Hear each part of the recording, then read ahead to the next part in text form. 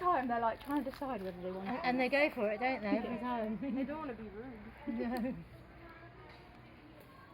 But you can see Kama here's got a really scraggy tail at the minute, and that's because she's losing her fur, her summer coat, Yeah.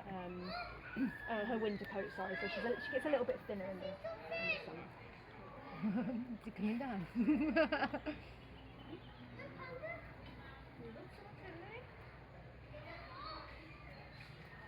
So normally they'd eat bamboo. We do have a bamboo garden in there which we let them into occasionally.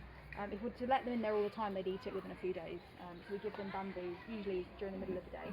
But otherwise we give them this, which is called panda cake. So it's basically just mashed up bamboo. We'll try and see if they want some at the end. But it's a bit like the vegetables on your plate. It's the last thing you want to eat, even though it's their favourite food, ironically. So in the wild they'd eat mainly bamboo, but they'd eat little roots that they find on the ground.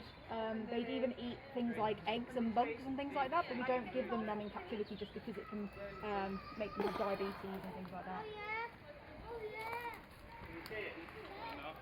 That'll be enough. Harry?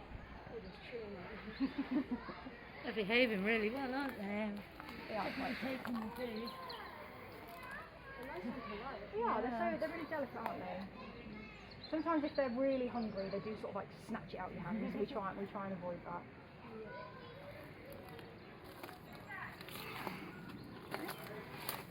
But the reason they're red is actually because in the rainforest that they live in, the moss that you can see on trees like here is actually more of a red colour. It's a little bit similar to that. So if a bird of prey was to look down on a red panda, they'd actually camouflage with the branches, and then similarly pointed upwards. The reason they have a black belly, I think she wants to see. Okay.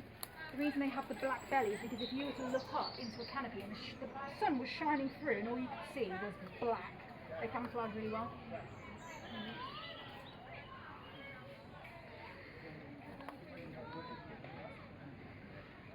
I think you've made a friend there, Dan.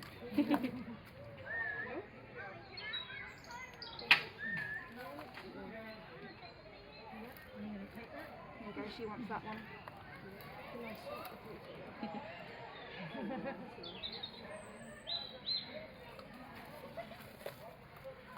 The reason we have these guys is actually because they're endangered. I don't know if you knew that. Do you know why they're endangered at all? Not completely. So have you heard of things like deforestation? Oh yeah. It's their habitat being cut down. Yeah, which unfortunately is happening with quite a lot of animals. Because we need things like paper and wood and things like that, but it's being done unsustainably, that's the problem.